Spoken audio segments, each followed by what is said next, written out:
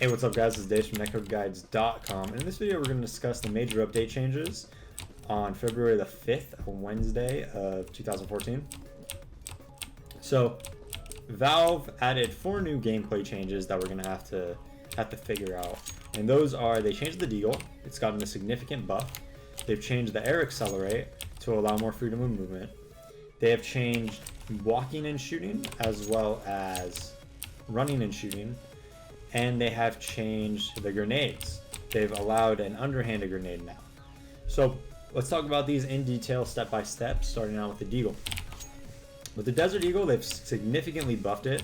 They've increased the amount of shots you're going to be able to shoot per second, so they greatly increased the rate of fire that you're going to be able to achieve while still maintaining accuracy.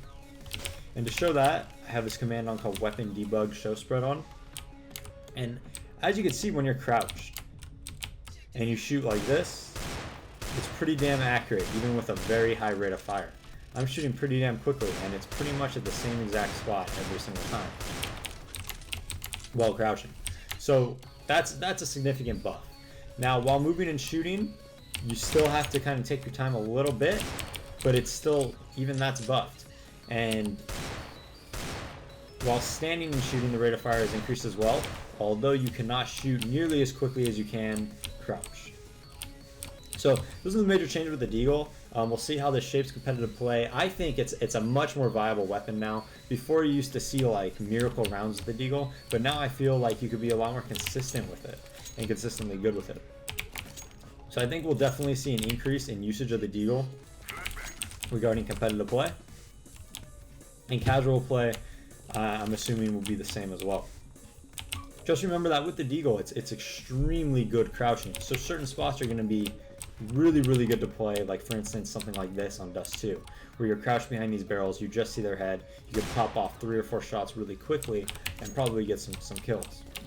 The next update change we're going to talk about is moving and shooting. Now, I don't really feel much of a change with this. So regardless of how much they changed it, I don't think it will change at all. For instance, I have a P90 here. As you can see, I'm like moving and shooting. All my bullets are pretty much going in the same spot. So I really don't think it's going to change much regarding, you know, SMGs and P90s and things like that. I really don't think it changed much at all. I think it's still going to be P90ers are going to be running around, moving and shooting as much as possible. And that it's not going to change too much. Now, what I did think this was going to change is the AD spray. If you guys know what the AD spray is, it's where you are moving left to right like this and you're shooting your gun at the same time. But it did not change this at all, and let me explain why. Every time you hit A and then hit D and you're counter strafing, if you see the weapon debug spread, it counts as though I'm standing still. So it's not like I'm this at all.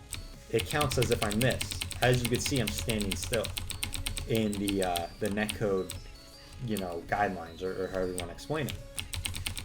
So it really didn't change much as this. I mean, as you can see, I'm still spraying incredibly accurately with 30 bullets, constantly hitting AD. So it definitely didn't change that at all. I don't really think this change really did much.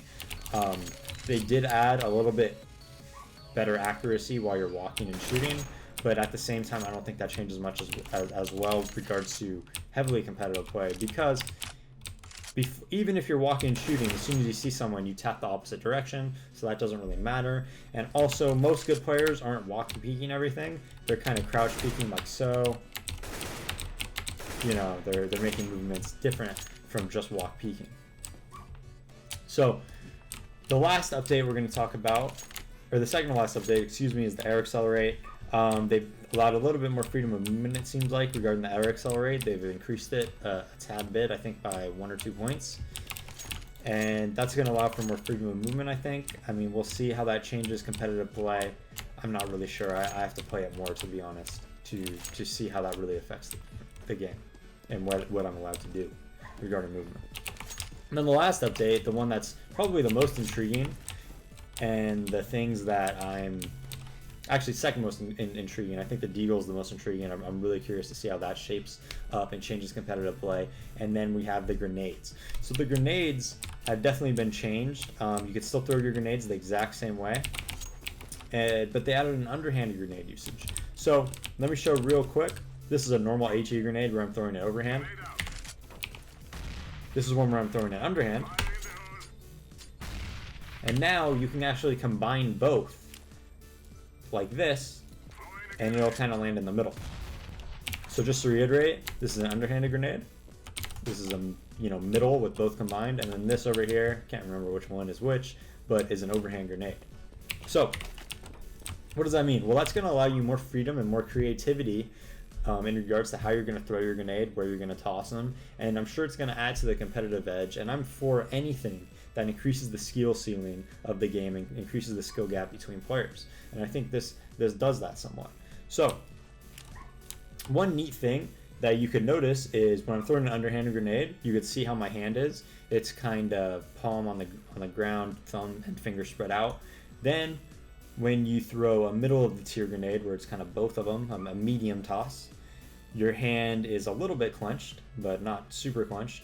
And then when you throw an overhand grenade, your hand goes up a little bit more and it's higher up. So, if you're watching Spec TV demos, you can kind of see where they're throwing their grenades, or how they have it angled out, and primed, how much strength they have into it. If they have an overhead one where it's going to go the farthest, it's just going to be higher up your hand. Medium one is going to be a little bit lower, and then underhand is going to be the lowest hand grenade, like that. Or your hand's going to be in the lowest position. So that's about it for these updates. I hope this has been somewhat informative to you guys. This has been Dave from netcodeguides.com. Thank you guys for watching, and I hope you enjoyed it. Peace out.